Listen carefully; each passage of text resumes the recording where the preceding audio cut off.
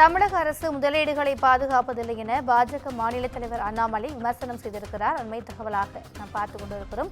ஏற்கனவே உள்ள முதலீட்டாளர்களை தக்க வைக்க முயற்சிப்பதும் இல்லை எனவும் அவர் கருத்து தெரிவித்திருக்கிறார். இது குறித்தான கூடுதல் விவரங்களை எமது செய்தியாளர் சிவகுமார் வழங்க கேட்கலாம். வணக்கம் சிவகுமார். அண்ணாமலை விமர்சனம் குறித்தான கூடுதல் விவரங்கள். வணக்கம். அதாவது தமிழ்நாடு மாநில தலைவர் பாஜகவினுடைய மாநில தலைவர் அண்ணாமலை அவர்கள் தமிழ்நாட்டில் இருக்கக்கூடிய முதலீடுகளை முறையாக நடைமுறைப்படுத்தவில்லை என்ற ஒரு குற்றச்சாட்டை வைத்திருக்கிறார். தனது எக்ஸ் வலைதளத்தில் இது குறித்த ஒரு பதிவை அவர் பதிவிட்டிருக்கிறார்.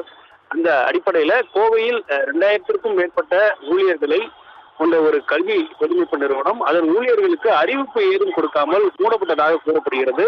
அந்த நிறுவனம் ஊழியர்களிடமிருந்து சேகரிக்கப்பட்ட ஆவணத்தை திரும்ப தரவில்லை என்றும் அவர்களுக்கு பணி நீக்கத்தை செலுத்தவில்லை என்றும் அல்லது நிலுவையில் உள்ள சம்பள நிலுவைத் தொகையை கூட செலுத்தவில்லை என்ற ஒரு குற்றச்சாட்டை வைத்திருக்கிறார்.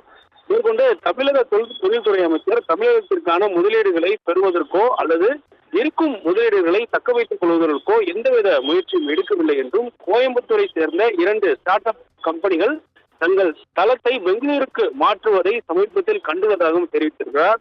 அதாவது தமிழ்நாட்டில் முதலீடுகளை ஈர்ப்பதாக கூறும் தமிழக முதல்வர் மு க ஸ்டாலின் இந்த மாதிரியான நடவடிக்கைகளை ஏன் கண்டுகொள்ளாமல் இருக்கிறார் என்ற ஒரு கேள்வியும் வைத்திருக்கிறார். மேற்கொண்டு 2022ஆம் ஆண்டு துபாயில் கையெழுத்திடப்பட்ட 6000 கோடி முதலீடு இன்னும் வெளிச்சந்தைக்கு காணவில்லை என்றும் டாவோலிசமிலிருந்து வெறுங்கையுடன் திரும்பும் தமிழக அரசு ஆச்சரியப்படுத்துவதற்கு தயாராக இருப்பதாகவும் ஒரு தகவலை வெளியிட்டிருக்கிறார். அதன் அடிப்படையில தமிழக அரசு முதலீடுகளை முறையாக பெறுவதற்கோ இருக்கும் முதலீடுகளை தக்க வைத்துக் கொள்வதற்கான எந்த ஒரு நடவடிக்கையும் எடுக்கவில்லை என்ற ஒரு குற்றச்சாட்டை அவர் தனது எக்ஸ் வலைதளத்தில் ஒரு பதிவின் மூலம் தெரிவித்திருக்கிறார்.